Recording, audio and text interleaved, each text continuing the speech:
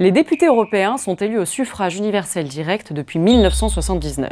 Alors qui peut se présenter, comment se passe le vote et quelles sont les nouveautés cette année? On vous explique. Pour être candidat en France, il faut avoir au moins 18 ans et jouir de ses droits civils et politiques, être citoyen de l'Union européenne, c'est pas obligatoire d'être français, et si on est élu, prenons l'exemple de Martine, députée du Finistère, elle a le droit de se présenter, mais en revanche, si elle gagne, elle devra choisir, il est interdit de cumuler. Pour gagner, il faut s'imposer dans le cadre d'un scrutin proportionnel, de listes à un tour. À un tour parce qu'on vote une seule fois.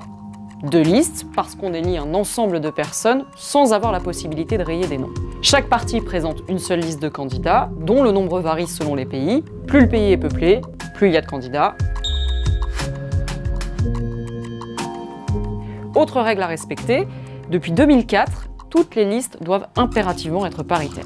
Enfin, les députés sont élus à la proportionnelle, c'est-à-dire que les sièges sont répartis entre les listes en fonction du nombre de voix récoltées. Et pour les candidats, la place qu'ils occupent sur la liste de leur parti est déterminante, car les sièges sont attribués en fonction de leur rang sur la liste. Mais tout ce que je viens de vous expliquer, ça vaut seulement pour les listes qui font 5%. Les listes qui font moins de 5% n'entrent pas au Parlement.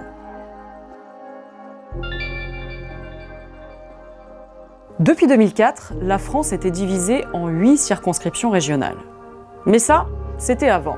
Début 2018, l'Assemblée nationale a approuvé le projet du gouvernement de revenir à une seule circonscription, le territoire français. Ça veut dire que vous soyez à Paris, à Brest, Toulouse ou encore Marseille, vous votez pour les mêmes listes nationales dans vos bureaux de vote. Et après le scrutin, eh bien l'enjeu pour les élus français, c'est de faire alliance avec d'autres eurodéputés proches de leur sensibilité politique pour espérer peser dans le débat.